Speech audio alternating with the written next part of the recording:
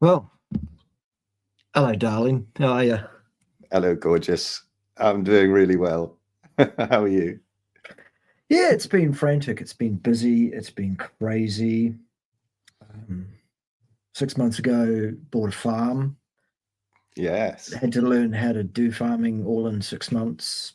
Had to get it together and make it happen because the property that we bought wasn't quite in a state to be used. So we've had to bang a few things into shape. So it's been pretty full on doing that and busy times as I've seen usual. some of the vids of it though. Your Instagrams and stuff. It looks Yeah. amazing, mate. I'm jealous. I've been watching.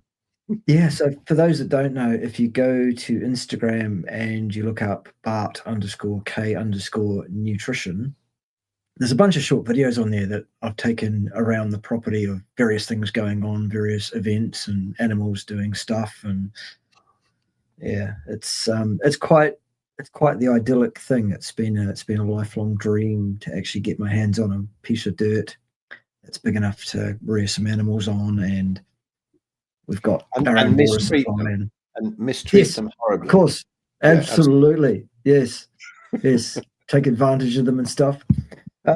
Yeah, no, they're some of the best looked after animals around, I think. Um, yeah, so it's been awesome learning all of that stuff. And Although I um, suppose you'll get some vegan accusations of raping them and all sorts in time. yeah, It's amazing, isn't it? yeah, Have you had that one? I've had that one on my channel. Apart from the death yeah, threats and stuff, I've had yeah, you're a raper of animals, and I think I'd remember. yeah. I reckon I'd probably remember such a thing too. Mm. Bizarre, bizarre. Indeed, indeed, indeed. Yeah, so busy times, frantic stuff, the ongoing battle with um, Al Gore and his rhythms on the various platforms, most notably the YouTubia. Um, yeah, it's one of the topics. So it's really the main topic of kind of discussion, but we'll see where we go. The whole fact that we need, it seems, to be battling against an algorithm to get any notoriety, any leverage, all of that. And I know I'm singing to the choir a bit there in terms of, well, Phil, you're a very bad little boy, frankly. And so am I online. We've been very, very bad little boys, and as such, we don't get the benefit of being put forward as we should be, perhaps. Or am I making Yeah, that up? no, not at all. It was uh, early 2020. I think we saw through all of it, and I started to put some of those human unleashed discussions that we were having, Mm. early on, and that was it for my channel. Really, it got horribly shadow banned, and then they search right back into the past, don't they? And Yeah. suddenly start threatening you with taking stuff down and giving you strikes and things, stuff that you did like 2-3 years ago. They Yeah. rooted out. It's very Yes. weird. It comes up, Yeah. and I remember we got one, didn't we? We all came Yeah. on. I think we all came on your channel and got you into trouble as well. Yeah. Yeah. You're a bad boy, Phil. Yes, exactly. And then there was yeah, YouTube suddenly applying strikes, applying the rules to videos that have been posted for some years that were not in breach of the rules when they were posted, Yeah. as you're saying. And so, I had to actually take all of my channel, all of my videos down. There were 2,000 videos or something on my channel at that time, and it went all the way back to 2018, I think it was. And for the safety of the channel, so that they couldn't give me a third strike, I had to take all of those videos off I know. because a I lot of remember them that. were in breach of the same rule. And yeah, so I had to start all over again with a suite of videos that one has on their channel, etc. And now all my stuff beyond a few years ago is on a different platform, which you will have to take an odyssey of discovery to find. Um, you know, you know it probably won't be a tough odyssey, and you'll probably see pretty early on where that is. Yeah, Yeah. it's been nuts. It's what a weird time to be alive, though. I mean, so many bizarre things going on, so many bizarre things, and all of Yeah. you titled this "Bread and Circuses," but the distraction is incredible. I haven't watched the mainstream media for a long time now. I just can't. It filters down what's going on there. Yeah. Apparently, a few little things are coming out, but then they do that, and they have people sort of coming on and co-opting these things to let a little bit of truth out, to think that the rest of what they say is something worth taking notice of. I mean, something I've been watching, and I'm sure you have, is the whole sort of RFK and Trump administration and things. Yeah. Now, I don't know, people, some of it looks, what do you think? I mean, some of it looks quite convincing. There's RFK saying he's going to put this fat senator or fat governor or something on a carnivore diet. And, he looks pretty damn good himself with his top off for 70 years old. But then there's some weird things, aren't there? Like they're bringing in a jab for cancer. Hello. What's that all about? Very, very weird things going on. I don't know how. I don't want to get your channel blown up, because we could really go deep on this one and probably trigger some things that will still get things blown up, even though it's a bit more lenient. But these things about people going to prison for posting the wrong memes. It's like, while they're letting all these proper criminals out, and Fauci getting a pardon from Biden for what? He hadn't even been accused of anything, so he must have done something nasty. And the whole thing is just chaos. And you can claim to know what's going on, and anyone who does claim exactly what's going on, I think they're probably wrong, because there's so many layers to it. What do you figure about all this stuff that's going on in America at the moment? Because that is bread and circuses. Yeah, it absolutely is. And I think just when you think you know where the line is, and they're taking the piss and this cannot possibly be true, and there it is. Okay, now I know you're joking. And then you find out there's some reality to it. Like, there's a story this week about Tutia Queer, your prime minister, spending UK taxpayer money on aerosolizing and sticking a sulfur-based compound into the atmosphere, literally to block the fucking sun. Like, just when you think, okay, the tinfoil hat brigade have lost it now, they're really actually claiming that they want to block $1 million to have some sunlight, or and then you because I mean, the sun being there since the beginning of time has destroyed all life on Earth, hasn't it? I mean, the danger of it is horrendous. So I mean, thank God they're doing this. But it is amazing, and they have admitted to it all now, because that used to be a big one, didn't it? You're such a conspiracy theorist. There's nothing, there's nothing in stratospheric aerosol injections. But my God, you can see it. And it's real. Yeah, we get a lovely day, and then suddenly the sky's crisscrossed and they fuck it all up. That's it. And then in another story from the UK this week, the same UK, another £50 million for, get this, more fucking solar panels. Fucking what? Pardon? Amazing, isn't it? Absolutely amazing. I mean, I don't know if it really is as bad in the UK as what they're making out. Well, you tell me. I mean, you're there, but 80-year-old men getting arrested for posting angry memes on the YouTubes or something. But yeah, all sorts of absolutely bizarre stuff going on. But I think the one that's disturbed me the most, that nobody's kind of noticing, what's disturbed me in the last week was hearing about this, what's it called, MAID or something. I don't know what it stands, I've forgotten, but this voluntary euthanasia thing in Canada. Have you seen that? It's I haven't seen that one. Oh my God. Okay. If anybody wants to hear about that, there's an interview on last week's High Wire, Del Bigtree thing. No, I listened to it. I don't think he's completely there, but I think there's a little bit of misinterpretation there. But this thing about in Canada, they're offering voluntary euthanasia to anybody, basically. You're a little bit upset, you had a little argument with your boyfriend, seriously, they're doing that. And then it's being pushed all the time in care homes. They're actually going in and saying to people, would you like to die? This is an interview with a woman who runs an organization to give sort of cards out for what people should say to get out of this nonsense. But they're pushing it on everybody. And now any baby that has any kind of deformity, they figure that they should be able to do that. And they've given nurse practitioners and doctors what they call non-culpable homicide. So anytime that they kill anybody, they're not responsible for it. And that's going to cover things that they're big spiking into people's arms as well, I'm sure. But incredible that Canada, oof, I wouldn't like to be there. I mean, it's spreading everywhere, but that sort of thing is quite unbelievable, you know.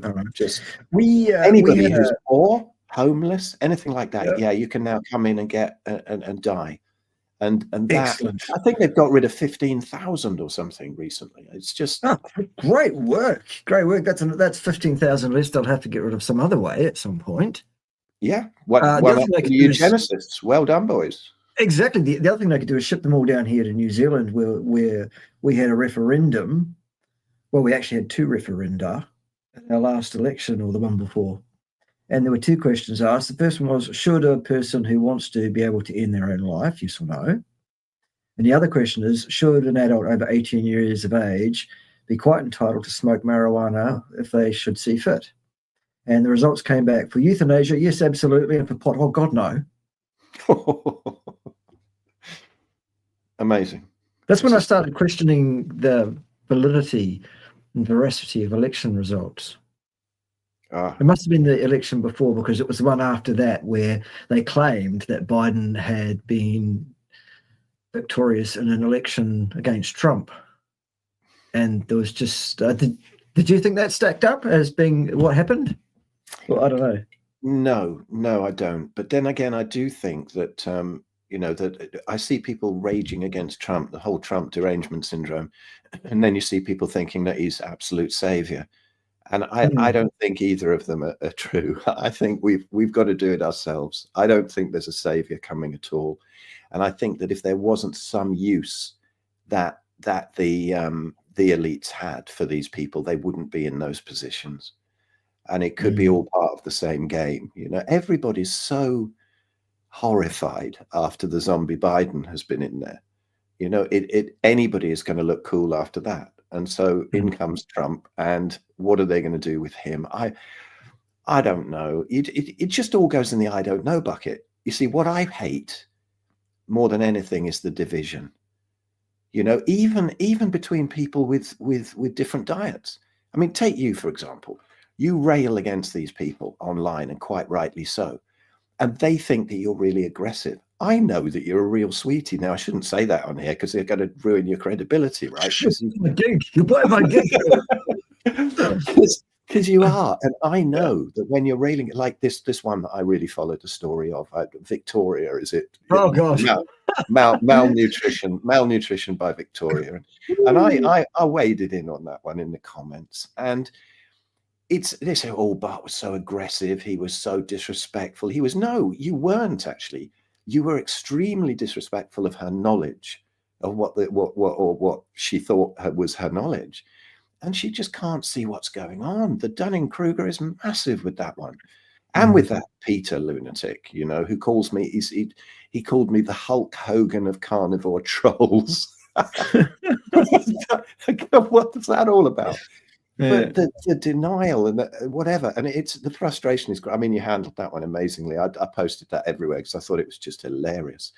But you know, I know that correct me if I'm wrong, but would you not like to see her do really well and not, you know, you're warning her about what's going to happen, and it's already happening. It's obvious from her diet, but they really wish us ill. You know, I hope you die. They say to me, I hope your kids are taken away. I hope you. But I hope she wakes up. I hope she's really healthy. I hope her family thrives. And I bet you think the same. Yes, I bear the woman no ill will whatsoever. I don't Yeah, even know. I don't know her from a bar of soap. What I do know, though, is that she is publicly espousing not only incorrect information, but dangerous, contraindicated disinformation that must be stopped because it's going to do people harm that believe her. exactly. And yeah, people don't get the fact that I have to put this act on for it's. This is why I'm calling this chat "Bread and Circuses." I want people to understand the difficulties of being in a position of being a social media influencer whose sole purpose on social media as such has to be, how do I get the next view, how do I get the next click, and then once I've got your click, how do I keep you watching, how do I keep you fascinated, entertained, how do I stop you clicking away, because as soon as you click away, we've lost that opportunity to make a living out of being an influencer, because I can only influence you while you're online, and YouTube will only pay me while you're online. They won't pay me for you not being there. So that puts us in a position where I have to come up with some kind of act, because I'll tell you what, I've been through this before and I'll explain it again just briefly. If I put on a collar and tie, behave professorially, as I used to do in my former occupation before I decided to be a social media influencer, and I don't call anyone a cunt at all. I just tell you the science and the facts, and I regale you with my incredible knowledge of this area. You won't fucking watch it. I'm talking to you, viewers. I'm not talking to you specifically, Phil, right now. I'm talking to the viewers. Okay? If I make that kind of video, you cunts don't watch it. That's what I'm saying. So I have to say words like that, and I have to swear at you, and I have to pretend to be more angry than I really am, and I have to pretend I bear people a bunch of ill will that I really don't, because none of these people are important enough in my life that I really care one way or the other. But any given person on any given day, other than someone who really is evil and deserves everything they get, like, well, we could name some names, but we won't. Anybody else, it's like, well, good day, sir. I wish you the best, whatever. But people don't want to see that. They want to see, right, what's he going to call her? What's he going to call him? How's this argument going to get? So it becomes bread and circuses. Yeah. So if I'm going to educate people as to the state of the human nutrition science, for example, or lack thereof, I have to put on this fucking ridiculous act. I have to behave like a buffoon. I have to behave aggressively. I have to swear at people, because that's now become my hook. And if I don't do that, you all turn your backs and go, these trees are boring. I know, it's funny, isn't it? I remember often vegans would say to me that, oh, you're just doing this to earn money. You're pushing your this misinformation, killing people with your carnivore diet lies. And I made a video about it on my channel a while ago, and it was just, you say, well, a carnivore channel, come on, is that really a wise business move? You probably make more money on a vegan channel. And if you really want to make money on YouTube, you have videos of cats misbehaving and going round and round in washing machines and stuff like that. That's how you get views, not having a fucking carnivore channel. Or you're a fit young bird that can put on a bikini and flop about. Yeah. I am not a fit young bird, Phil. If either of us put on a mankini, I think it would only get a sort of couple of extra views and then get sort of pushed down the algorithm. But you never know where these things lead. Exactly. It was funny, actually, because people were criticizing me. I made this really, really short video. It's nothing of my content, but it was a short video on my channel of does the carnivore diet give you better boners? And I thought, I'll bung that up there. So anyway, and I got sort of criticism. You get a boner and bung it up there, Phil. Is that what you're saying? I got sort of criticism for that, and then it got picked up by Samantha X. She's called. She's like an ex Escott, and she's quite well known now on X or Twitter, And she's very cool, actually. And she said, look, I write for the Daily Mail. She said, it's going to be chaos, but do you fancy doing a piece about this? And can I do a piece on you? So there was this thing about, 63-year-old guy and the Viagra diet and everything. And then if there's anything worse than vegans in the comments, it's Daily Mail readers. My God, if anybody can find that, see, there was like 850 comments of horrendous attacks of like, isn't it disgusting? He's got a girlfriend of 19 years old. So did you not read it properly? No, I've been with her for 19 years. And it was going on a dirty old perv and all of that. However, then that led to a friend of mine who was a drummer like me, and 40 years ago, back in Windsor. And we used to play little duo percussion gigs in wine bars and things when you could do that without getting bottled off, back in the day. And I hadn't seen him for 40 years. And he saw that piece in the Daily Mail. And he got in touch. He said, let's have a chat. And I thought we'd be discussing how to tune your snare drum and the best Paiste flat ride cymbal and stuff like that. And it turns out he became, when he'd finished, went up after I saw him, he became a real internet whiz and sold this .com business for tons of money. And he's really absolutely brilliant at driving traffic. Runs a cybersecurity business, and he's amazing. And now they've started this whole new health portal that is called Zesty, but that's xeesty.com. And I've become sort of helping them out, putting the practitioners together for it to match clients up with practitioners. So you just never know, do you? Probably that's given me my first income in my whole life, to be able to be involved with these guys and that project. And that came from one video about, does carnivore diet give you better boners? So you just never know, do you? What's going to hit, even if people aren't watching. So I think all you can do is just be yourself, don't you think? You just be yourself, because you've got that personality as well, which is yourself, because you found it entertaining to do it. And I'm not quite like I am in real life, So so you just not so much be yourself, but what your heart tells you to do. Because when people are really false online, because when you put on that persona, it doesn't come across as false. It just comes across as hilarious, and you're doing that persona. But some people say, how would I be on my channel? How would just fucking be yourself, and you never know where it's going to lead to, Yeah, I mean, if somebody starting out a new channel now said to me, would you take on some kind of style, some kind of personality? Would you, I'd say no. I would say what you're saying now, Phil, which is a person should just absolutely turn the camera on and pretend there's no camera on. Yeah. And just be who they really are.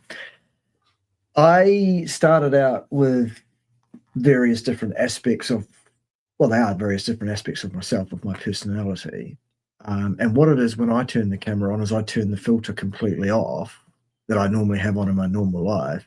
And the things that I could not normally say to a person sat right there, mostly, other things that I just come out and say online. It's like at that point where a person would pull on the handbrake and say, well, hang on, you can't say that. That's the decision on the persona, is actually switch that filter off and just like let that stuff come out. It is organic. It is real stuff. And when you see me reacting to people's videos, that's why there's not a lot of editing. That's why I press record. I respond to their video off the cuff. Usually I haven't seen it before. It's the first time I'm seeing it. Press end, record, and then if I'm going to do some editing or have an editor do some editing, for whatever reason, I'll do that. But mostly it's just pretty much as it comes. So yes, it is genuine. It is. I'm always saying, look, this is an act. People understand this is an act for clicks. And if you don't think you want to share my videos with grandma, that's okay with me. Don't share my videos with grandma. But by the same token, if you're actually thinking and you did want to help me with my visibility, you would actually share my videos to people and you'd say, wow, what do you think of this guy? Does he go too far? Is this, what's going on here? And you warn them about the content, and you warn them about the language that I use in a lot of my videos. And then you say to them, oh, you probably wouldn't be interested. You probably wouldn't want to see that. And then you just shut up, because then you've got them, because they've absolutely got to watch it then, haven't they? because Yeah. you'll hate And it. But yeah, it's the reverse you never psychology know. thing. You never know how many people are actually watching, because I think they don't actually put up the real viewing figures. Of course they Because it's don't. funny, things happen. Like I play in a Daz band, which is a terrible tinfoil hat conspiracy theorist band, and we do a lot of the festivals in the summer, the freedom festivals, and I love that because it takes me back to my youth when I lived in teepees and double-decker buses, and all these sort of nice, cool festivals are starting again. And as an old man, I get the rock and roll lifestyle again, which is I'm very grateful for. It's fantastic. So we've got these coming up. If anybody's watching in the UK, we've got the Stand in the Light Festival, and the next bank holiday, Monday, 23rd of May. And by which time I will be a day over 63 years old. So, time is Goodness gracious. galloping on. Time's Goodness galloping gracious. on. And it's great to do that. And it's funny at these festivals, though, because I get people coming up and going, "Hey, aren't you?" And I think they're going to say the drummer in the Daz band. And it's like, no, even if I'm there sort of headlining a festival or something, it's like, "Aren't you that carnivore guy? I've been watching your videos.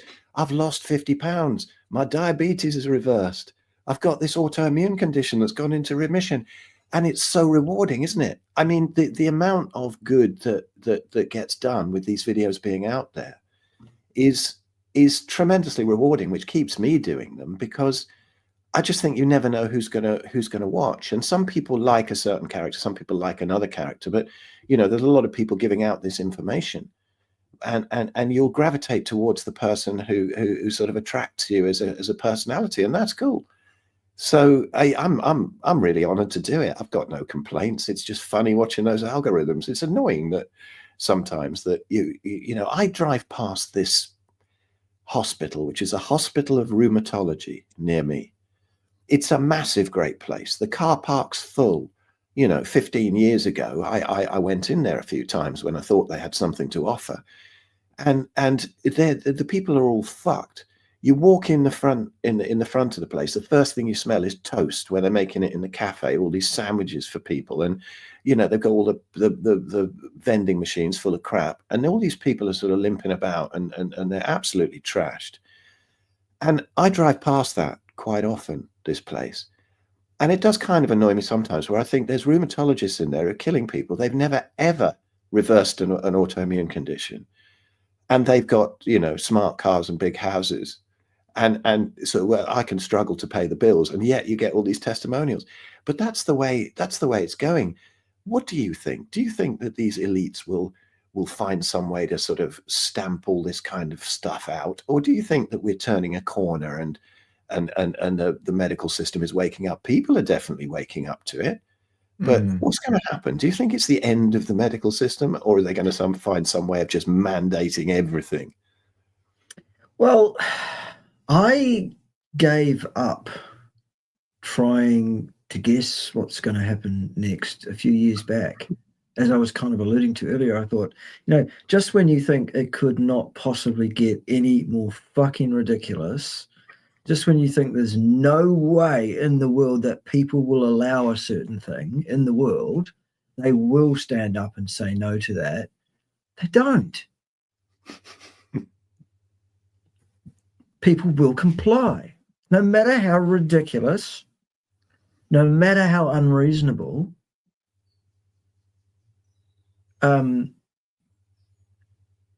People will literally walk into gas chambers rather than make a scene. Yes, it is bizarre, isn't it? It was what I thought was amazing was when people who had woken up to the COVID business early on. I love that. I just saw that comment. Your legs are crumbly toast because you eat crumbly toast. Brilliant. Yeah. There was all the people who had woken up to the COVID stuff early on, and then all of a sudden they're wearing Ukraine underpants and waving flags and stuff all over their profiles. And it was like, can you not see this is coming from the same people? It's like a multiple safety net, isn't it? Where they think if they don't catch you with one thing, they'll catch you with something else. And burping cows. This is our problem, is it? I mean, it's just hilarious what people will swallow. Absolutely hilarious. Yes. There we go. You and I can both attest to that, can't we? Dear idea. Yeah, no, look, it never fails to stun me, Phil, how monumentally fucking stupid people are on average. Monumentally stupid and cowardly. Okay, there is mass formation psychosis. Absolutely. It's been expertly rolled out, expertly delivered. Absolutely all the ingredients that were needed to take control of the collective lack of mind, shall we say, and to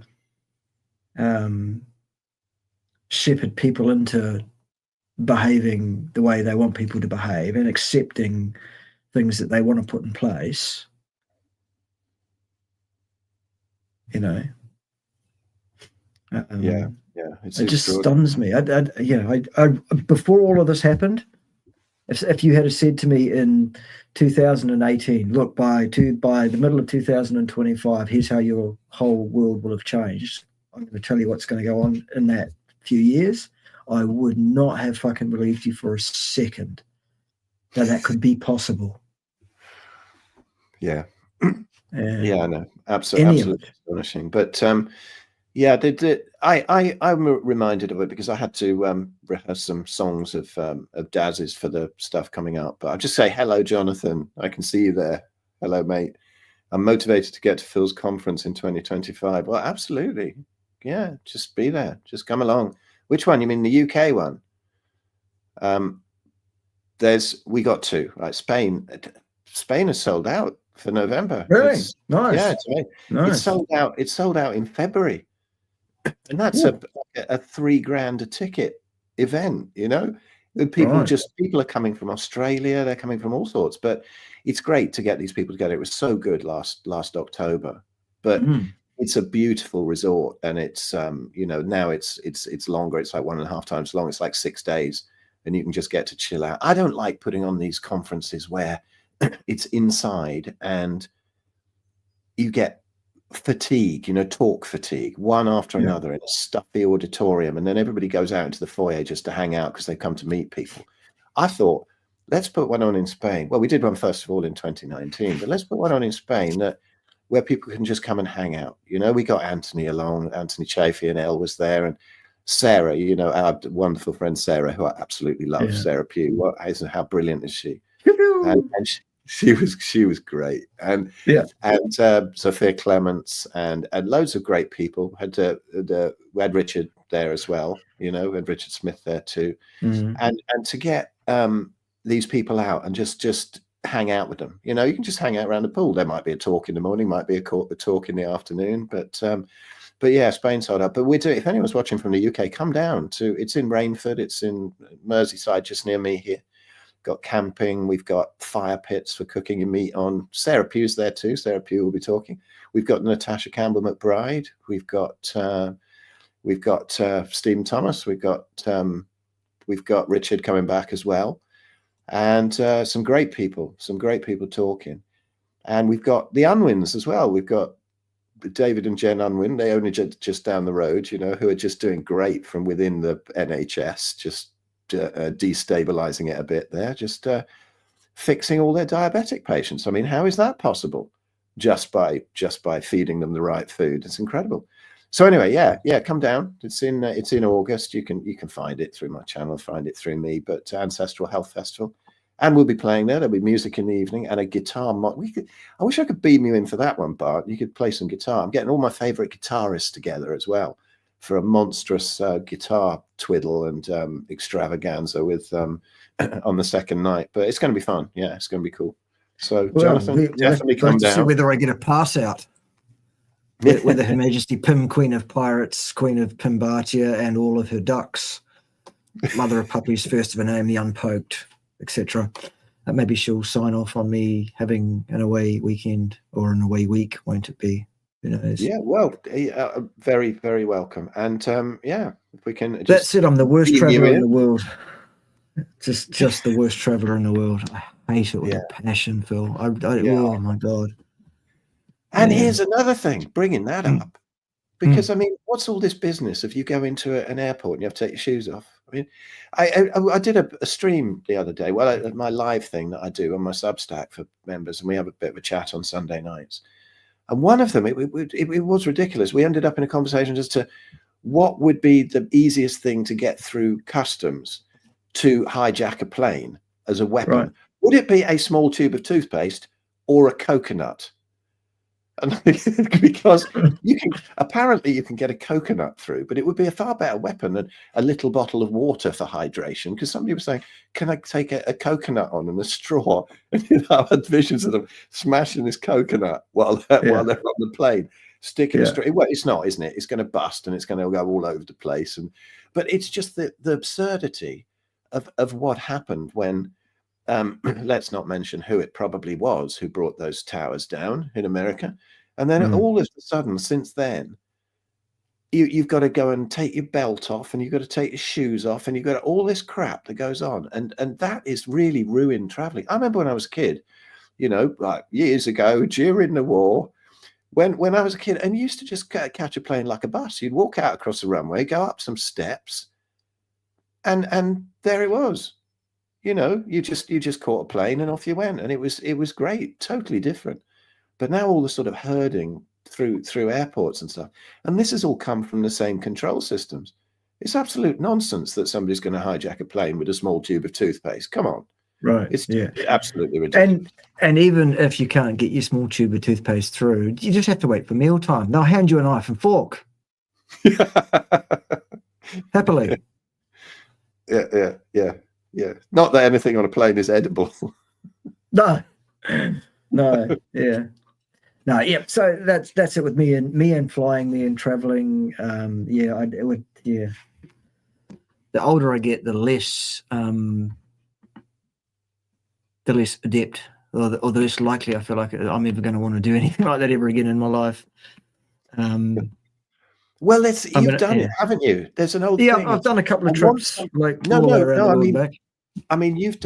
what you've done now is everybody's dream. You want somewhere that you love living so much that you don't need a holiday from it. Yeah, I don't want to live here. Yeah, that's absolutely cool, isn't it? That's tremendous. John Wick could use shards of broken coconut. Yeah, guess he could. Yep. Do I mean in reality I respect all people I curse them? Not all of them. No, I don't respect some of them at all. Why would I? Or I don't respect people who share false health information. No, I don't respect people who share false information, or people who don't understand that they're not qualified, that are not in any position to be speaking about the science of this, that, or the other thing, whatever it might be. I mean, just because a person's got an opinion about something doesn't mean that they should actually come online and make videos instructing other people about that thing. Let me tell you all about being a gynecologist, Phil. No experience, but I'll take a look at it for you. Yeah. To me, it's a compassion thing, isn't it? The vegans that I get accused of vegan bashing as well, and we're not vegan bashing.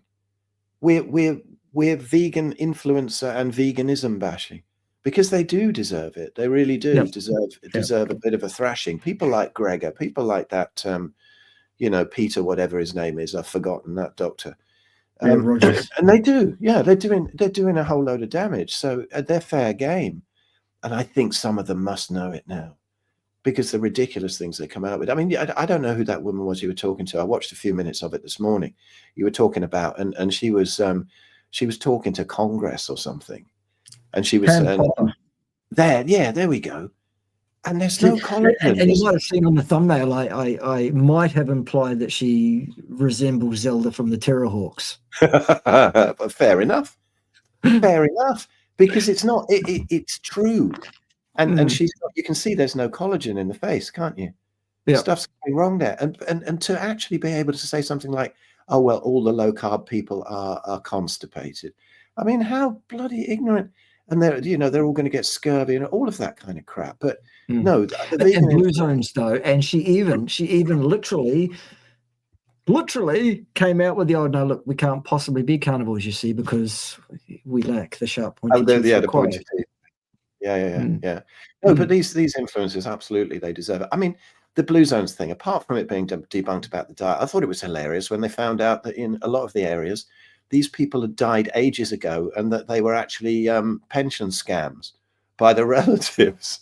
And so, the whole thing is absolute nonsense. But I think if what I do, and I sent it to Victoria on her channel, the link, but have a look at if anybody wants to share anything with vegans and see how many fail, because they go, no, they never fail. Ben Hunt did a vegan fail leaderboard, and you can find it if you just put that in Google that. It's on his channel, and he's kept up with only vegan influencers who have got more than 100,000 followers, who've had to make that inevitable "I'm no longer vegan" video. And so many have done it. And these are people who are probably getting their livelihood out of it. So it's a glimpse into a future that she's not seeing. And you can't even argue that they did it wrong, because these are sort of whole food, plant-based vegans who have failed miserably. And I mean, there's millions of them, obviously under 100,000, but these are just people with 100,000 plus who failed. And it's a tremendous resource. I think I'm going to use it as part of my, on Substack soon. I'm going to do a vegan repair kit. So it's going to be, I'm going to put all these beautiful things all in one place, from things like that to serious stuff to wonderful videos of like, you've seen that one of the vegans giving a funeral to a frozen chicken in a supermarket. Yeah. I mean, all these beautiful videos to put together this proper package. I want a one-stop shop for for a vegan repair kit for the vegan in your life. So I'm going to do that at some point. Excellent. Yeah. Oh, well, the world is a very strange place indeed. And it's all we can do is reiterate the shock and dismay at how not only does this nonsense take hold that these people are saying, but how others are so malleable and so stupid that they would suck that lollipop. Yeah. And not only do they believe it, but they actually defend it. And they actually think that a valid argument to defend this cretinous vegan cockwomblery is to say, well, that bald man was rude. Let's say that was true. Yeah. Does that affect anything either one of us actually said? Yeah. In terms of its correctness, validity, veracity, utility, common sensicality, or any of that?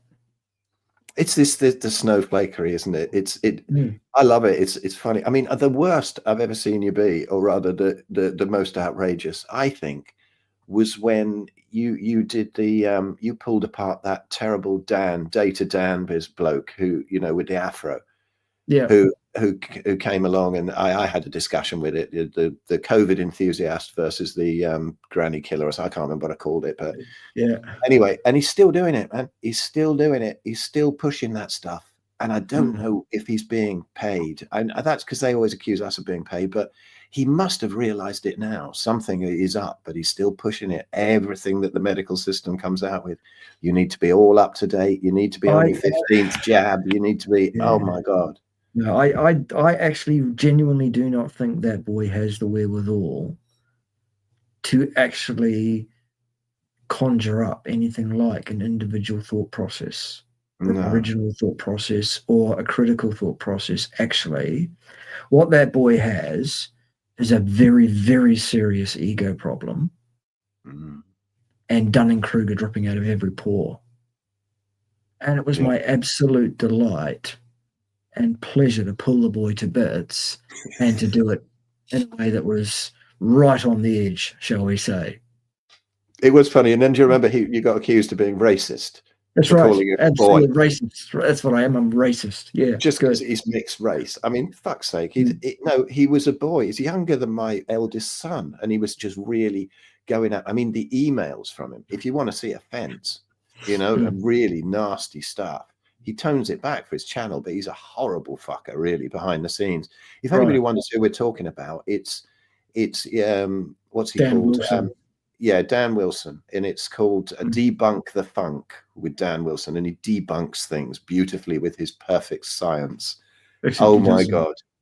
Oh. What he actually does is arrogantly inform everybody of what the facts are according to him without providing a scrap of evidence that's valid for any of it. And he does that by pitching his presentation at a level where most people wouldn't be able to actually stay with him and challenge that. Yeah. What is weird is you go and see how many people are coming up underneath in the comments saying, Dan, thank you so much for blowing it up. Your channel's wonderful. You're amazing. And all that. And then there are people in there going, no, man, you're being paid by the pharma companies. You've got to have seen through it now. But he's really advocating. He's telling everybody to get their kids jabbed with everything. And once you start bringing kids in, I do get kind of angry. Yeah. You know, because what on earth do they need all this stuff for? And it's causing all the problems. You've seen this guy. He's got a practice, and he was horribly attacked during the whole thing. But his recent interview with him on the High Wire as well, but I forget his name, but he did a proper study of jibbed versus unjibbed in kids, and it huge data. And he had his license taken away, and for proving that all the problems are caused by giving them these things. And he got his license back only on the condition that he never ever did any more research into anything like that ever again. So long as you promise not to do any more research, don't look into this. Yeah, that's it. Amazing, isn't it? Absolutely amazing. Just write the prescriptions like a good boy. Yeah, that's it. Goodness sake. Incredible. Yes, it's stunning. No, so I think that RFK Jr. absolutely has his heart in the right place and absolutely is doing some of the right things. But the but is, are they doing enough? Him and Donald and their cronies and whatever else. Are they really actually going to make a huge difference?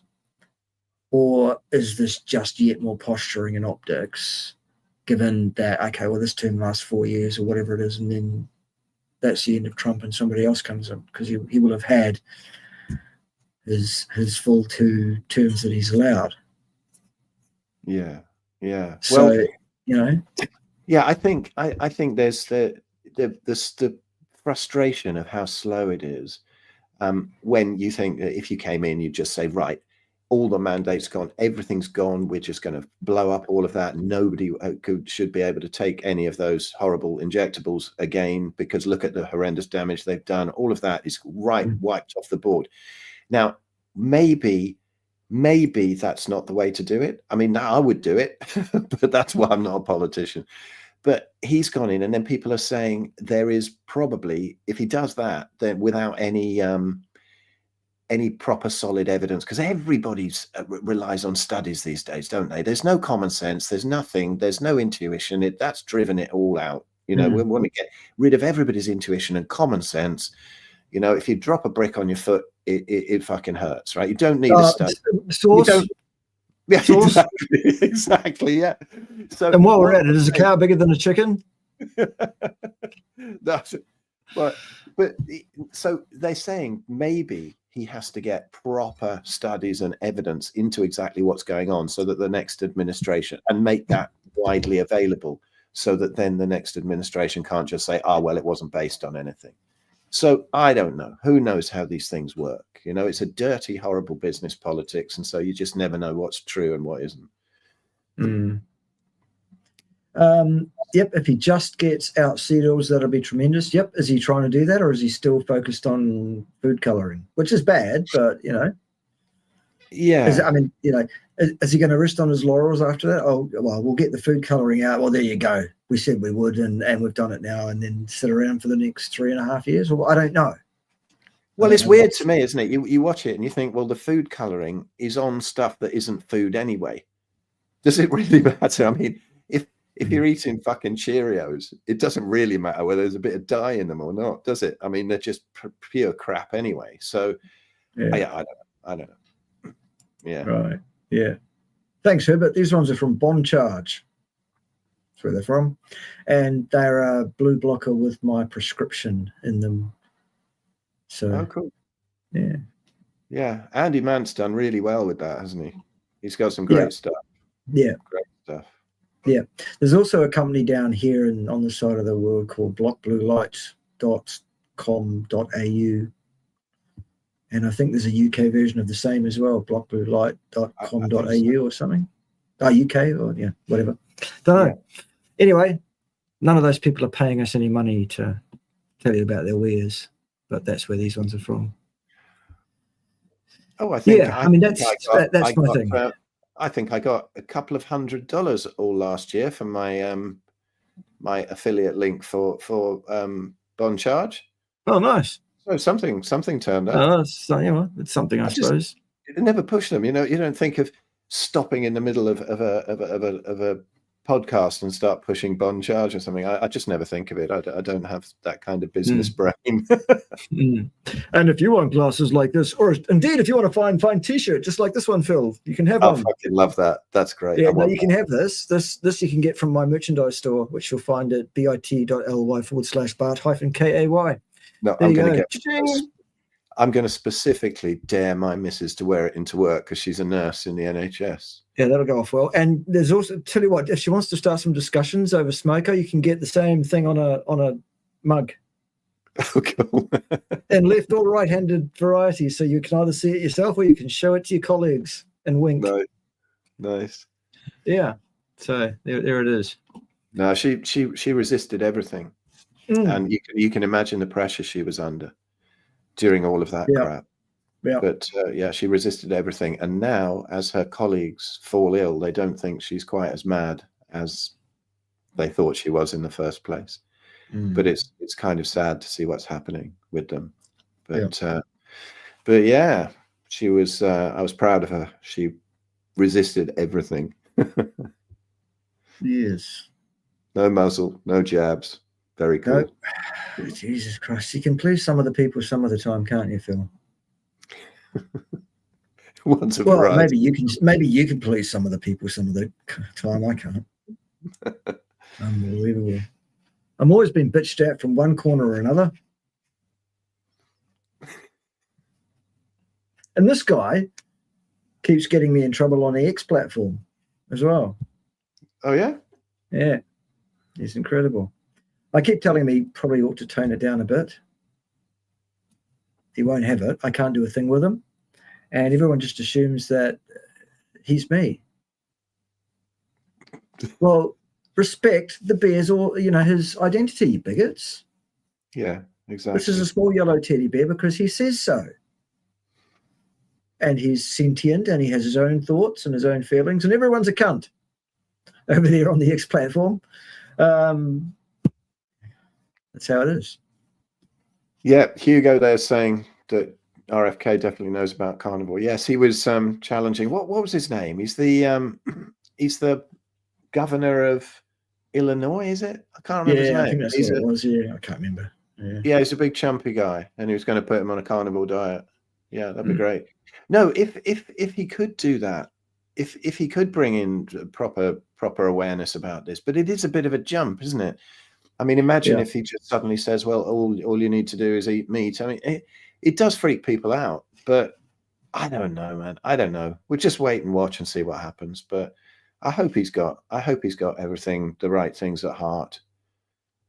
He's still alive, though. It's mostly the people who really have the right things at heart. They don't last that long. So who knows? Extraordinary that he hasn't committed suicide in inverted commas yet. So. Indeed, yes. A lot of that's been going off lately. Yeah. Very bizarre stuff. Yes.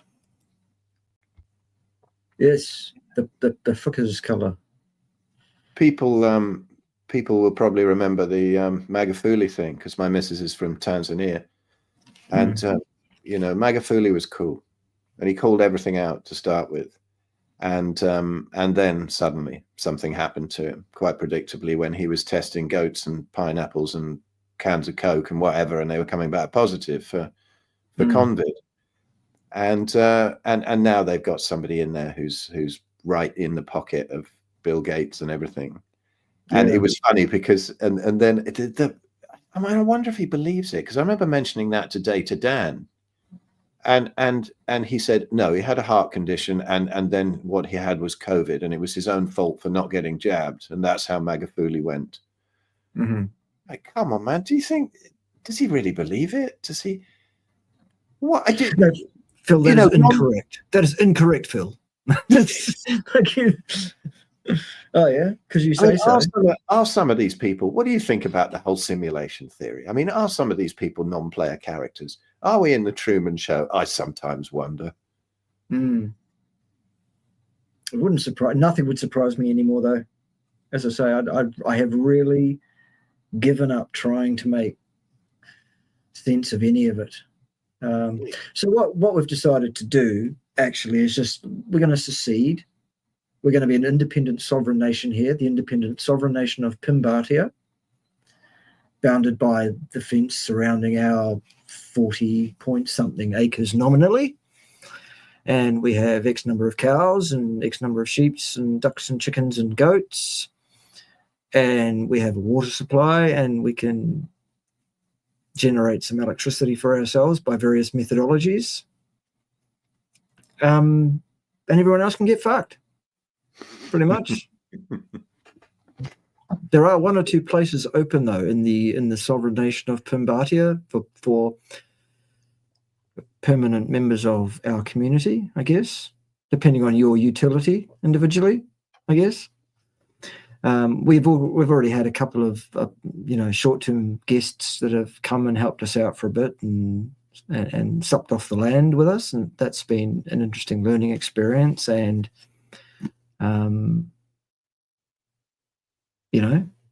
we'll continue to do that too for people that want to come and go a bit. Selected people, of course. You've got to get past Ted first.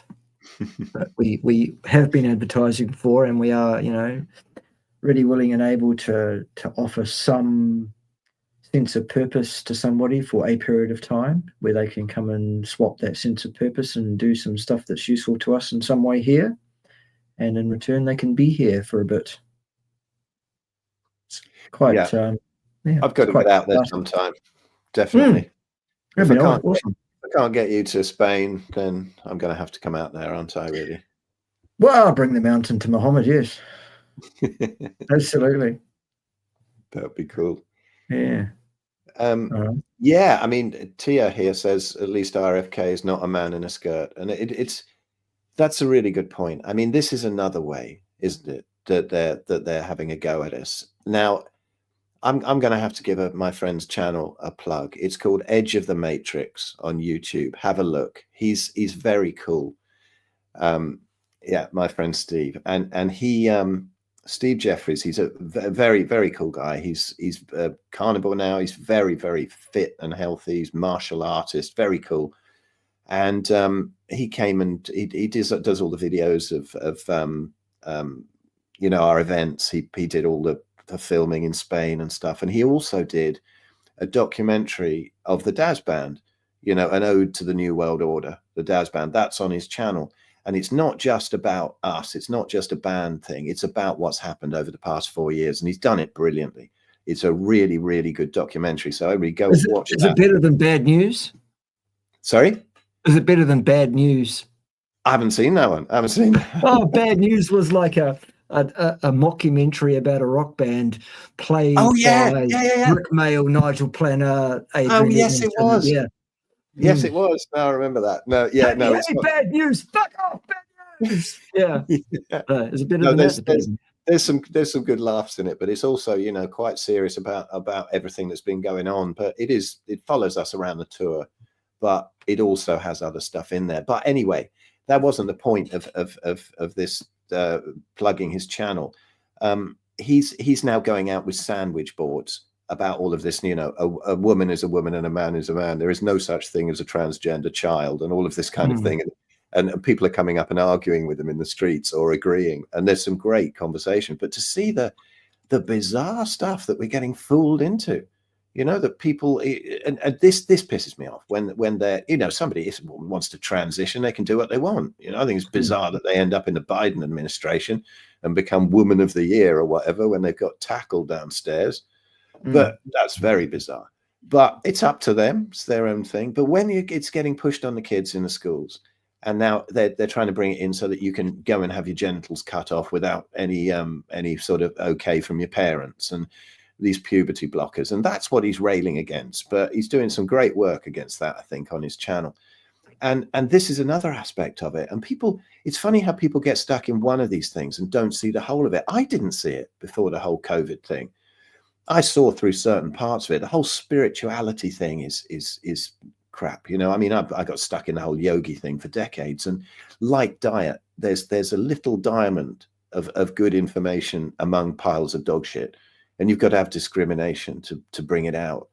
And it's the same with all the other stuff. And then when you see it and see how it all ties in, and it's all coming from the same people, and they want to destroy the family unit, and they want to,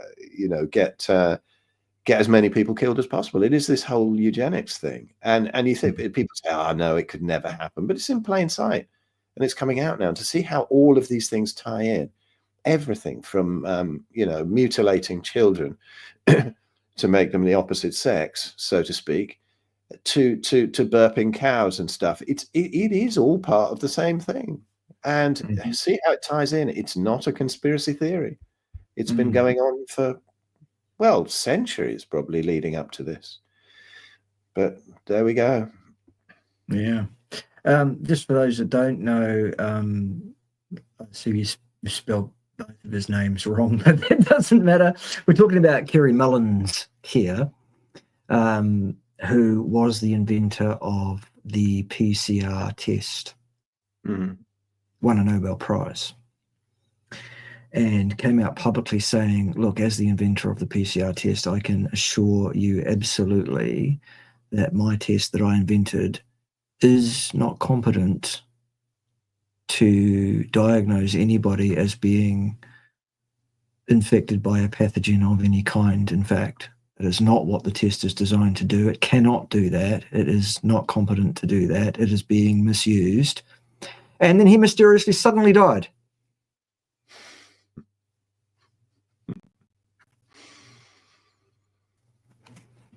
It must have been a very, very sudden attack of long COVID. Yes, or something. Yeah.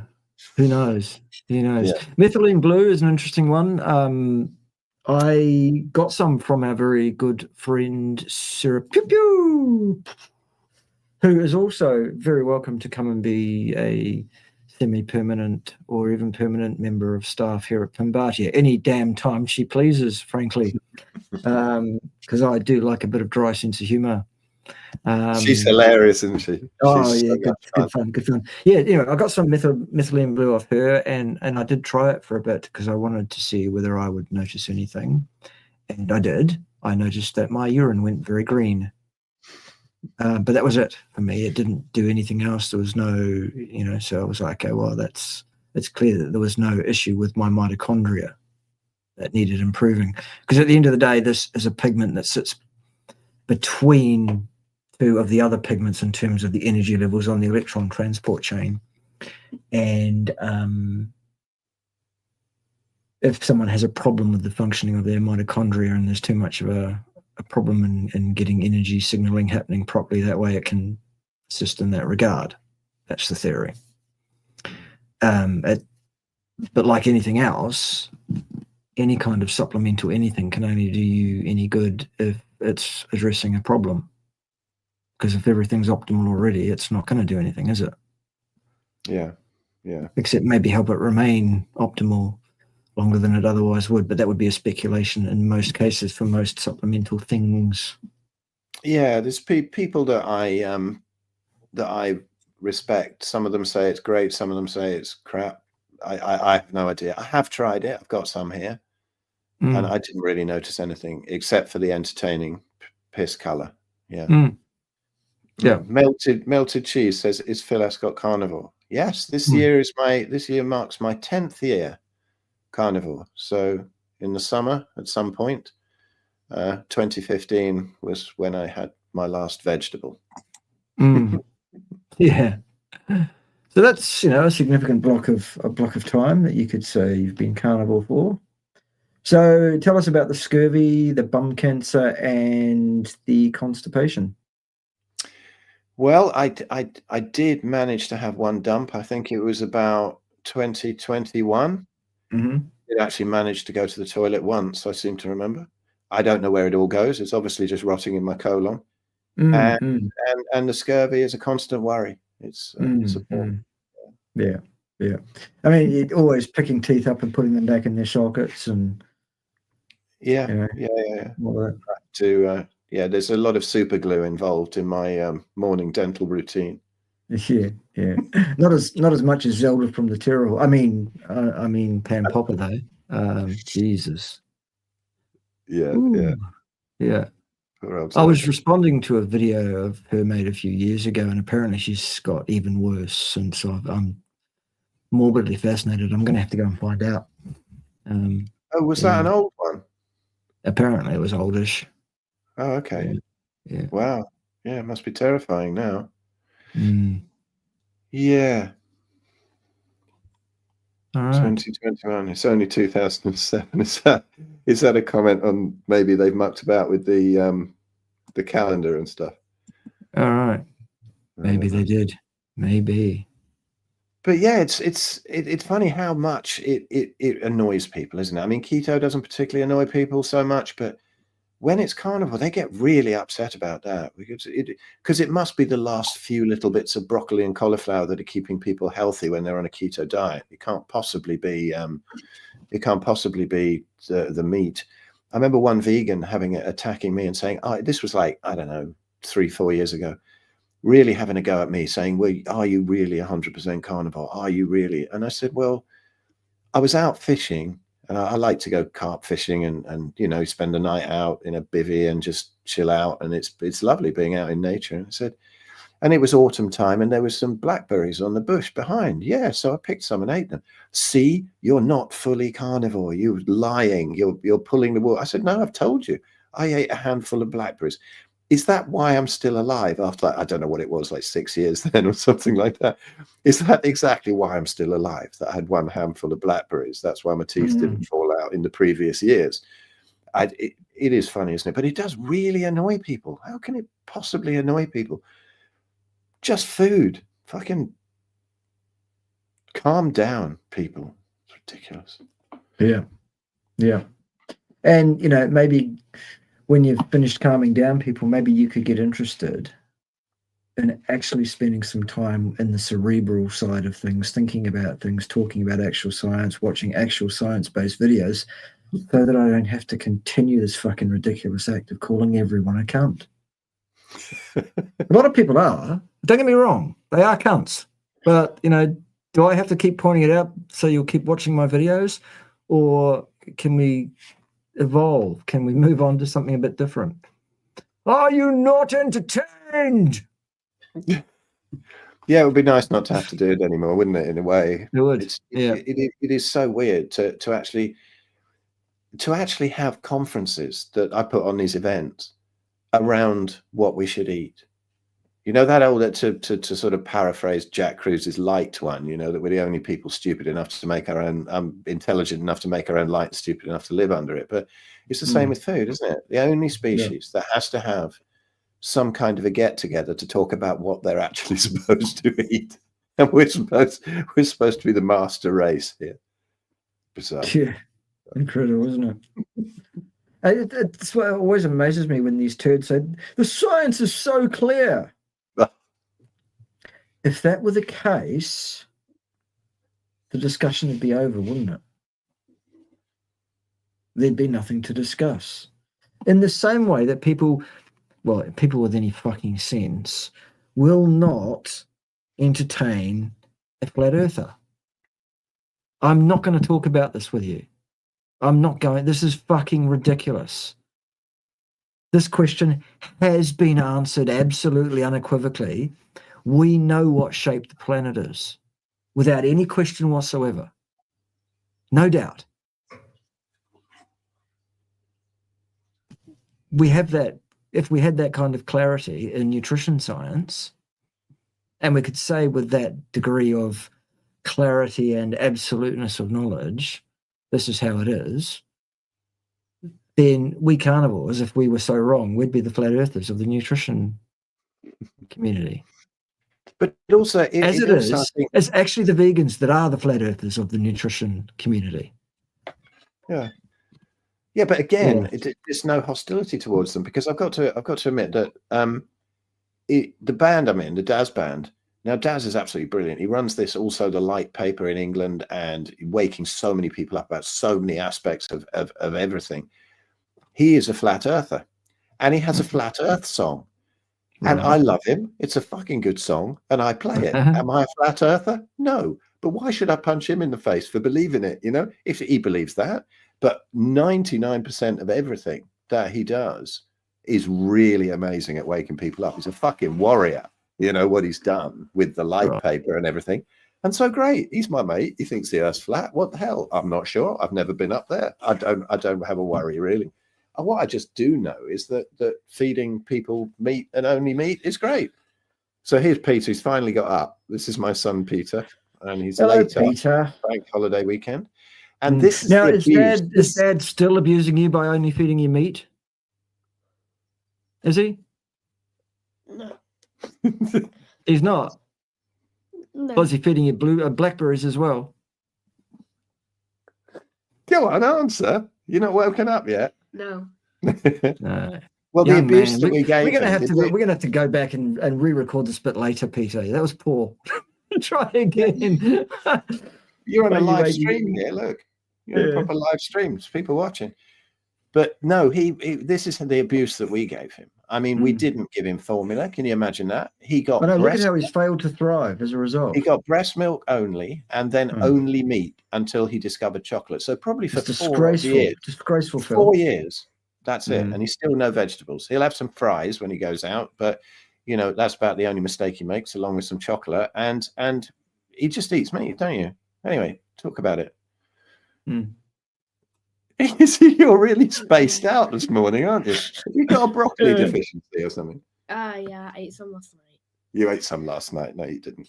Broccoli you did have some chips yesterday, though. Did I? Oh, there you go. That's probably the cause of the brain fog, the chips.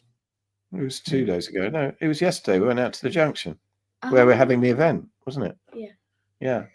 But I mean, he's amazing. He's just the solidity of this little dude, the musculature, he's the acrobatics he does. And I'm blowing smoke up your ass here, Peter, because, he is pretty cool. But he is a bit spaced out at the moment, aren't you? Should I wake you up with a relaxing face stroke? No. Love it. Is that better? No, I'm awake. Yeah, has anyone converted from carnivore to vegan? Not that I know about. Well, you see all these weird things. Who's that vegetable police dude? I mean, it's not even a proper channel, isn't it? It's just a comedy channel. It's good. Absolutely. I mean, that guy's got 2 channels. One is about videography, video production, etc., cameras and stuff, which he knows a lot about and presents in a quite humorous way. And then he's got his nutrition stuff, the vegetable police stuff. I'm a carnivore. No, I'm a vegan again. Now I'm a carnivore again. Now I'm an omnivore. Now, and it's all just comedy. Absolutely.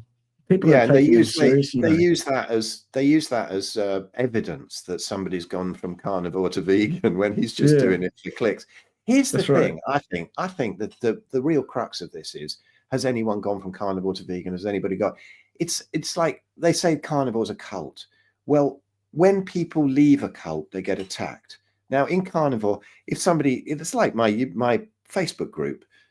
People will post something with a little bit of spices or herbs on the top, and it's like it's be some good-natured ribbing, a bit of scenery appears to have got onto your plate somehow, and shit like that. But nobody gets really angry with somebody for reintroducing something. I mean, I think when something like happens, like with Fruit Saladino, and he tells everybody you got to be having 500 grams of carbs a day, that's a bit different, you know. I mean, a lot of people have come unstuck with following Fruit Saladino's advice. Yeah. But I think that, you know, if somebody wants to just eat something else, I don't give a shit what anybody eats. And if they go carnivore and then they can reintroduce some other things, good for them. No one's going to get angry with it. And that's the difference. Everybody's trying to prove that carnivore is not sustainable. Well, maybe it isn't for somebody who doesn't have the motivation to keep it up like I do, which is crippling psoriatic arthritis. I'd rather not have that. So it's fairly easy for me to keep it up and just, you know, maintain that diet. If it's not sustainable for somebody, usually because of their sugar addictions, well, what the hell not? And like Bart, if you eat something now and again and you go, yeah, I heard you saying it. Yeah, you're a hedonist and you want some things now and again. Why the fuck not? No one's going to get angry about that. We all are. I like to have a shit ton of brandy now and again. What the hell? And I'll admit to it. I won't go, yeah, absolutely, 100. I am with food.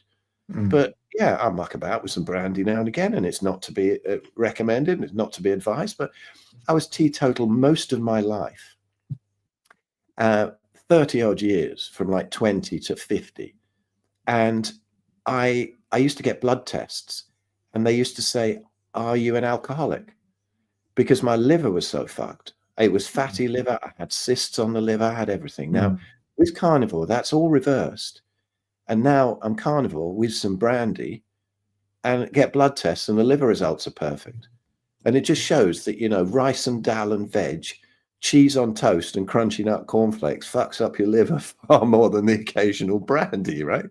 Yeah. And so, you know, it's a testament to carnivore that I can now get away with it, because my liver was so awful that I couldn't even take a sip of any alcohol. I would just go bright red, start itching. I couldn't do it. And so, you know, it's the adherence and thinking that everybody has to. This is the thing. They go, it's an extreme diet, isn't it? It's not. It's a basic diet. It's just basic. Everything you need, nothing you don't. And if anybody wants to eat something else, fair enough. It's not a cult that you leave and get attacked. It's like, you know, look, Phil, I think living a foreshortened life with compromised health status and poor quality of life, I think that's pretty fucking extreme. Yeah. I think that's, What is extreme? and the thing is, the reason that we eat food is so that we might live. It is not the other way around. And if you think, oh, this is an extreme diet and it's extremely restrictive, well, get a life. For goodness sake. Well, it's the bread of the bread and circuses, isn't it? This is they've said that this is our entertainment. Whenever you see something, good work, love it. Yeah. When they, you know, every advert on the TV for food is all junk food, and there's all these people having this wonderful time, and you're not going to be happy unless you eat this shit food. And they've got all these people who probably eat quite well, and they get them on there, these good-looking young people jumping around. Well, in reality, people who eat that stuff are really, really fucking fat and diabetic and sitting in front of the BBC or CNN or something. It's not reality. Fucking liberty, young people. Hey, the cheek on them to be fit and full of life and perfect skins and perfect asses and all of that. Fucking liberty. It is graceful, isn't it? Yeah. Yeah. If you're such a person, feel free to come and visit us here in Pimbatia. I would absolutely love to. I really would. Yeah. Are you a young person with a perfect ass, Phil? So yes. Yeah. It's I suppose it's not too bad for a 63-year-old's ass, but I wouldn't say it's perfect, and I don't suppose you'll have any interest in it, Bart. At least I hope you wouldn't. But, I'm a bit selective about my rear ends, to be fair. Yeah. Me too. I'm definitely an arsener, but Right. I wouldn't particularly rate mine. No. Right. We do have the full electronic kit set up in the front room, though, Philip. If you do, when you come down, we'll get you to have a sit down behind that, and I'll get out the old 6 and or 7 string varieties, and Excellent. yes, Great. we'll do some noise making. It'll be cool. Very good. Very good. Yes. All right. Yeah. So I think that's the important thing to get out there about this cult thing, you know. The bread and Oh, circuses that's cult. funny. Matthias, they the optimum if you do not bench 415 pounds. This is That's right. this is vegan gains, right? Hilarious. I mean, what's going wrong there? I mean, he popped up on one of our carnivore GB chats straight away in the chat. Which one of you can bench 415 pounds? Like, is that really? I mean, immediately there's something wrong with the brain, isn't it? Oh, hi everyone. Do you I'm so remember full of energy. Do you remember that video he made on how he hates children so much that he wants to stamp on children in the pushchairs till they're a bloody mess? Yeah. That was just like, that was absolutely incredible. Absolutely incredible. Yep. And that's what happens. This is the control that they have through the plant-based diets. We did it in our Red Pill Food Revolution book.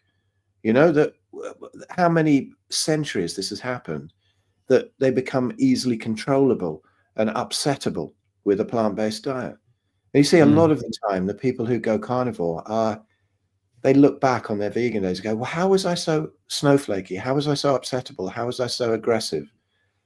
And I think that if people could see that, of just the calmness that it gives you, people just don't relate it to diet, do they, really? Yeah. A lot of mental health issues in the vegan world, it said. Yeah. No. I love this Robert Wadlow avatar. Yes. I remember he's very him. tall. He's very, very tall as Robert. He was 8'11", wasn't he? I remember something him. like that. Yeah. I was fascinated with him. I used to read the Guinness Book of Records when I was a kid, and I used to look at these pictures of Robert Wadlow. It's like, whoa. Yeah. Yeah, so Richard Burgess said to me a number of things that were monumentally stupid when he actually finally decided to front up for a debate some years after his original date to do that. And he was, giving his usual monologue and talking about this log linear relationship. And I said, well, hang on a minute, Richard, just before we carry on talking about this log linear relationship, could you explain log linear to me? Well, it's fairly key, Richard. It's pretty important that you understand, especially if you're going to authoritatively regurgitate and espouse this fucking nonsense. Let's run through the mathematics here. What's going on? What do you mean it's log linear? I can bench 415 pounds. Me. Yeah. Okay. Good. Yeah. See, I also admit I don't know a fraction of the science that you know. But what I love is the fact that when you hear, well, I've got so much personal experience of so many, I've done every diet under the sun over sort of 40 years of being fascinated in diets. And it's bloody obvious that nothing reverses chronic conditions like a good high-fat carnivore diet, preferably just beef and lamb. It's amazing when you see that. And that's all that I say, really. I mean, when I do consults, it's mostly people with autoimmunity, and they come to me and you get them on that, the kind of, the PKD kind of thing, the paleomedicina kind of recipe of fat and protein. And it's beautiful. It works absolutely wonderfully. And that's all I know. And then when you listen to people coming out with science saying that a vegan diet is the best or plant-based diet, you just know it's bollocks. I don't give a shit what any of these studies say, but I love it the way you pull it apart. There was a beautiful bit, a little section of you with malnutrition by Victoria. And when the mouse study came up, and then it was just like, well, it's a mouse study, Victoria. That's the end of it. And the first time of that, it was just hilarious. That's sort of minute of subjects of n equals 12 were Mises. They were mices and mouses. They were. We hate Mises to pieces, so we do. But anyway, it is funny. It's hilarious, isn't it? So. And then later on, she had a second study that she brought up because she said, well, okay, you didn't like my first study, so here's another study, and it's a mouse study as well. Oh, good, love. Good. Good idea. The problem with her, among other things, is she's been listening to that absolute shit stain fucking Harley Johnson, aka Durian Rider. Oh, That's her problem. the most nutritious thing I've ever seen him put in his mouth was a huntsman spider. And Right. he didn't even swallow that. That was one of his best vids. I enjoyed that, where he actually sort of opened his mouth and this huntsman came out. I thought that was fairly cool. But as for his dietary advice, my God. Yeah. I think, you know, any of these sugar peddling morons, they're all telling people good news about bad habits. They're all telling people what they want to hear about sugar. Sugar's great. Sugar's fine. There's nothing wrong with sugar. It's just calories after all. Don't even fucking get me started on that. And we're talking. There's a gambit of personalities, the gambit of different presentation styles, but ostensibly the message is the same from this particular sect, and they are a sect that seems to have evolved, if you like, devolved is more what it is, from the late Ray Peat and his ideas. These are people that are putting forward, sugar being great, sugar being fine, there being no problem with sugar, and we're talking Saladino, and by extension, the Strong Sisters, who are devotees of Saladino. We're talking morons like Durian Rider and acolytes of his, like this absolute mindless shit-stained Victoria, malnutrition by Victoria, whatever her name is. And then you've got one of the worst, one of the most offensive of the lot is fucking Cole Robinson. My God. If people think I'm offensive, if they think, my style, my shtick is a bit over the top, and you don't know who I'm talking about with Cole Robinson, just go and spend some time watching Cole Robinson videos. My word. Yeah, he's 11 on the volume, isn't he? Constantly, and yeah. But yeah, he was. And 11 on the stupid scale, and 11 on the offensive scale, and mine is several million on correct information. Quite entertaining. A while yeah, me ago, too at first when he was talking about carnivore diet. Carnivore, but then, tell you what, fasting. There's another thing that's a dead giveaway on these charlatans. They will change their tune. Yeah. Last month, I was telling you carnivore was great. I was wrong. Aren't I brave to say how wrong I was? And I'm mad up to that, known up to that. And now I'm going to tell you, eat a bunch of sugar. It's great. Yeah, it's weird. Now you can trust me. I'm changing my ways. I'm no longer saying that carnivore is good for you. I'm telling you to eat a bunch of sugar.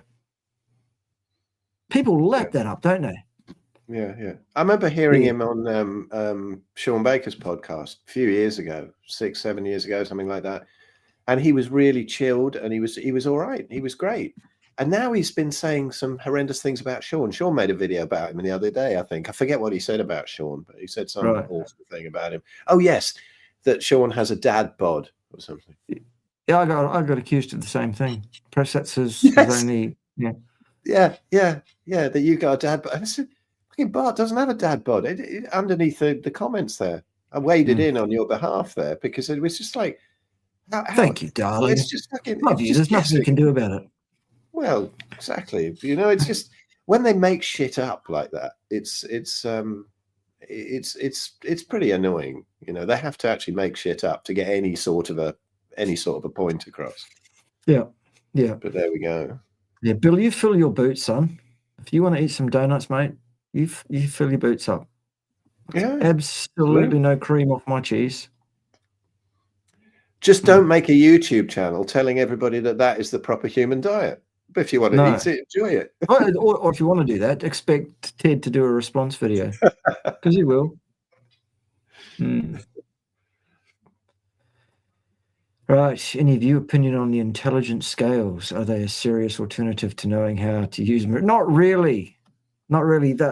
These intelligence scales that you're talking about, what they actually do is they send a small electrical current through your body and read the electrical impedance of your body. And on the basis of how many ohms of resistance it experiences when it's trying to put that current through your body, it then goes back to a bunch of algorithms it's got and makes a bunch of calculations and does some regression analysis and makes a bunch of educated guesses as to your body composition. The accuracy of those things is not great at all. That's the working principle of those things. That the theory being ostensibly that a person of a given overall weight would be expected to have a percentage of that is skeletal mass, a percentage that's muscle, and a percentage that's fat. Fat, being hydrophobic, tends to exert more electrical impedance than muscle, etc., etc., etc. And so it goes beep, beep, boop, boop, boop, boop, boop, and then says, you are 65% body fat, you fat bastard. Or if that was true, it would probably just say, get off me, wouldn't it? Something like that. Yeah, but that's how it works. And so, yeah, it's a fairly loose guess. Yeah. Yeah. Fenner Jones says, join the police if you like donuts. I tell you what, you get everything in Hollywood now, because I do watch Netflix now and again, because I love to look at these modern films and see how they're placing these things. In the police, always somebody comes in with donuts, don't they? Yeah. And there's always coffee placed everywhere. That's always, and in the evening everybody's got alcohol. And nobody, it seemed like you have to do something with your hands, like in the 60s where everybody smoked in the films. Like nobody particularly does that anymore, except for the baddies, usually they smoke. But seriously, if anyone wants an absolute treat, go and look up on YouTube. There's all the sketches there. It's from The Fast Show, which was a genius English comedy show. And they did little segments called The Fat Sweaty Coppers.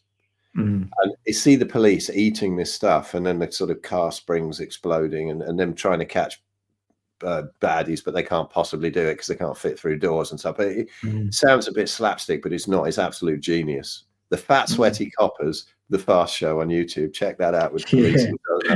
Absolutely genius. Today I shall be mostly wearing this T-shirt. That's the Isle of Man couple, wasn't it? Yeah. Good. Surprised that Vegan Gains is still alive. Bobby's perspective has turned into a crazily Muslim loon. Yeah. And Fwank Tuffanus. Remember Fwank Tuffanus? Yeah, he made some quite knowledgeable vids early on, and then something happened, and he's blaming Carnivore for blowing up his liver when he took a load of Accutane. Yeah, exactly. Which is guaranteed to blow up your liver, that stuff. Yeah. And now I kind of feel sorry for him. Most of his videos now are to do with how some surgeons fucked up his eyes, haven't they? All right. Okay.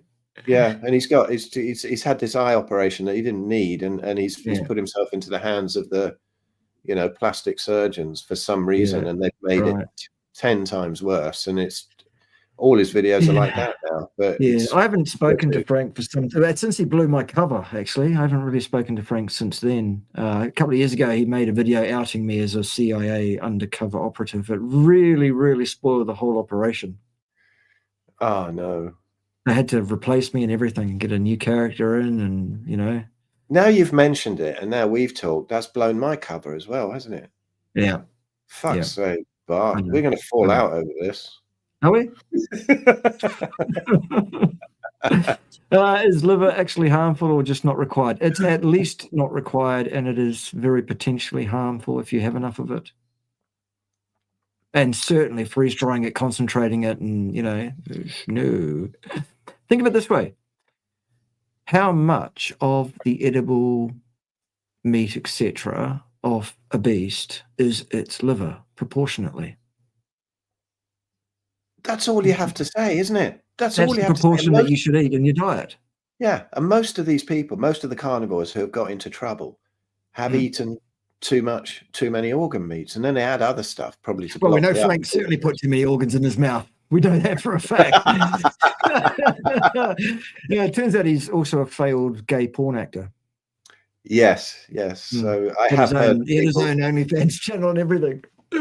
I have heard of people who found his OnlyFans thing. I have never looked. To be honest, Yeah. like, it's no way I could possibly Burgess stand had one that. as well with his ex-wife. Who? Richard Burgess, vegan gains. Oh, really? Did he? Yeah, he had one where it was involved his wife's anal orifice and his thumb. Oh dear. Okay. Because apparently, I don't just spell that out, do I? If you're going to use your thumb, well, what does that tell us? I don't know. Yes. Well, maybe it was because he was thumbing in a softie at the time. Well, yeah. It's got to be, really, you know. Yeah. What's happening in the chats? Gluconeogenesis, carnivores not in ketosis. Richard Smith, keto adaptation using ketones as a fuel after up to a year on carnivore. Who's right, or both? Ketones, ketogenesis is an on again, off again, in and out, drifting sort of a thing. It's part of your metabolism. It happens when it needs to happen and doesn't happen when it doesn't need to. If you're eating a sensible carnivore diet, including the consumption of something like 2 grams of protein per kilogram of lean body mass per day, preferably in one meal, the effect of that protein in one hit will be sufficient to knock you out of ketosis for a good number of hours.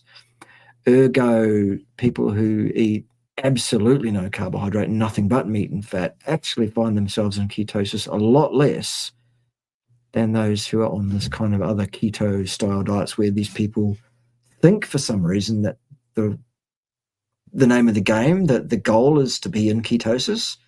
I mean, they even call it the ketogenic diet. No, that's not the goal. It's not the goal at all. And if it is, why is it? What's the magic purpose of these ketones, other than as a source of acetyl units for the tricarboxylic acid cycle? I know we're talking shop now, Phil. I know, darling. Oh, that's cool. I think, you know, it's very simple to me that everybody seems to be obsessed with carbohydrates, and you mustn't have carbs. You mustn't have it. To me, I don't really think about it. I think the more important thing is, are you getting the correct nutrition and the fewest plant toxins? Yeah, works for me. That's it. Yep, the chocolate starfish diet. That sounds good. Where can I sign up for that? Yes, well, that's Richard Burgess, I think. And Yeah. I expect it's also more accurate to call his arse a barking spider, which I think was one of Viz's best descriptions of an anus, because I'm sure it barks very frequently on his diet. Yeah, a barking spider. Love it. Well, Phil, darling, I think we've put the world to rights again. The main thrust of the chat was that there was no main thrust of the chat, but I did want to mention, and I did want to make people aware of the difficulties of running a YouTube channel, of remaining interesting, remaining up to date with everything, getting you to click and watch, basically. And the way that I found that worked for me in the first place was to behave in a certain way, and so now I'm typecast and I have to keep doing it. I'd rather not. What do? A lot of people say, oh, you just need to stop swearing and just be more professional. Well, No. I do that from time to time when I actually just get, heartily sick of the whole thing, because it is actually it's quite draining to do. And so I'll go like, yeah, fuck it, I'm just not going to do it. I'm just going to say the facts. I'm going to put on a collar and tie, and I'm going to behave professorially, and I'm just going to tell people about science and shit. You guys don't watch it. Yeah. What do you want me to do? Yeah. Help me understand. Keep up the entertainment. It's funny. It's cool. Mm. You know, there's an interesting point here. It says Joe Milan. Is it possible that refined carbs are less toxic for humans than complex carbs? have less reaction to sugary ice cream than an apple or some oats. Now, this is an interesting one, because I don't know, I'm going to let Bart go on the science of this one, but from personal experience, there's an expression, I think it was made up for bipolar people, which is they're like everybody else, only more so. And that's the same for somebody who's autoimmune with a leaky gut. And you can test this stuff out. As Peter, when he was young, he had eczema. And I think that came from being cesarean birth, which is something that we got conned into. But eating like that, having breast milk soon sorted it out. But then it would return if he had a little bit of apple or something. He had like a quarter of a peeled apple would give him sort of weeping eczema on his face that he doesn't have any of anymore. And when I was really sick with sort of horrendously inflamed joints, I could eat a bar of chocolate, nothing would happen. And yet, if I ate some broccoli or cauliflower or something, I'd really feel it in the joint. So I think there really is something going on there, and I think it's to do with the fibers just ripping through the gut.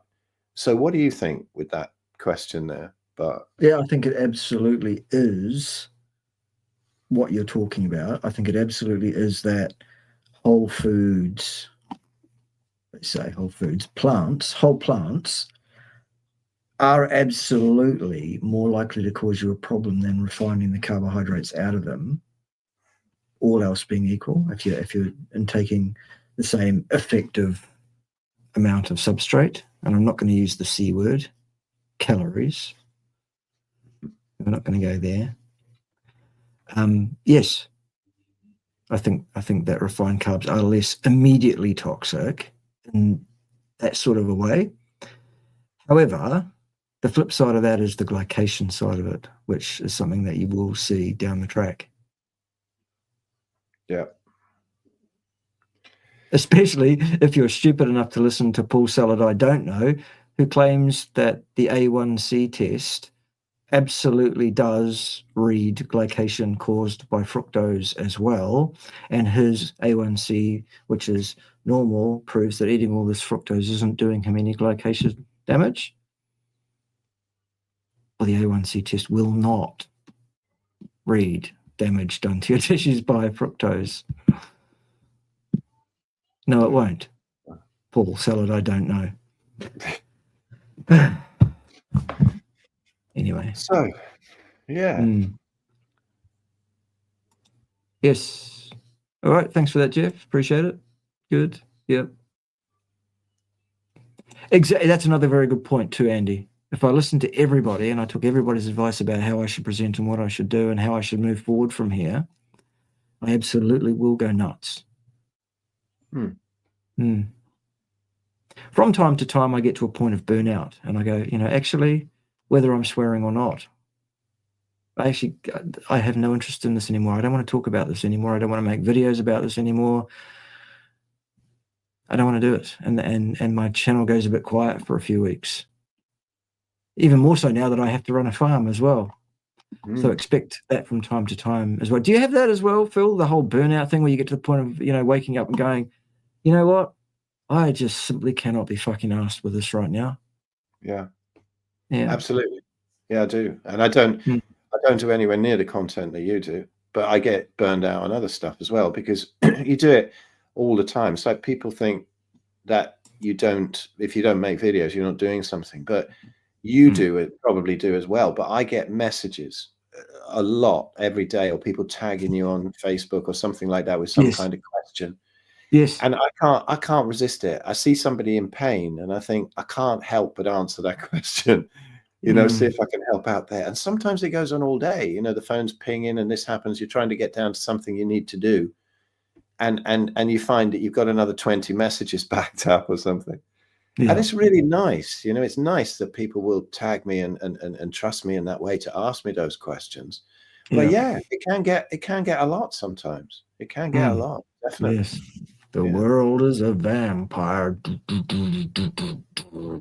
Yeah. Absolutely. All right, darling. Well, that's really what I wanted to say. And I also just felt like having a cerebral chat with someone that's got more than 3 brain cells. And and since no one is available, I invited you, Phil. Oh, mate. Well, it's always a joy coming on and chatting to you. So yeah, it's great. Thank you. No, my absolute pleasure. Thanks for doing it. And if you enjoy this kind of thing, feel free to super chat us all your money, or I don't know, buy some raw products from either one of us. That'll be fine. Buy them from Phil. We'll both get paid that way. That'll be Cool. awesome. And if you don't know what that is, where the hell have you been? Check it out. Yeah, It's yeah. pretty straightforward, really, as to what that is. And you know, if anybody wants to come to that English event that we're doing, please check it out. Find it, just stuff underneath any video on my channel. You'll find out how to get in touch. But sign up to my Substack, because I kind of use that as a mailing list as well, and you'll get informed of all the events and things. And that's what I love now, because the stuff that we do online is great, but actually getting together with people and hanging out, there's nothing quite like it. So I'm all up for doing these great events at the moment, and they're very chilled, my ones. You won't find a lot of seriousness and herded into talks one after the other in stuffy rooms. You know, you can go hang out, you can jump in some ice water if you want. You can do all kinds of stuff there. Cook your own food on cook your own food on the fire pits, listen to some music, hang out, and you won't get thrown out for having any fries or anything. All right. There it is. Those were our people today, and you know, stick around the channel, because probably someone will be wrong on the interwebs, and I'll have to deal with it, because that's how it is. All right. Should we sing the song? It'd be rude not to sing the song, wouldn't it? Well, it's the national anthem of the independent sovereign nation of Pimbati, really. Goes a little bit something like this. Steak and eggs and eggs and steak. That's what you should have for your breakfast. Delicious. Eggs and steak and steak and eggs. Just making sure you heard. I think I got it, Ted. I think I did. Join us next time when, I don't know, Ted will say.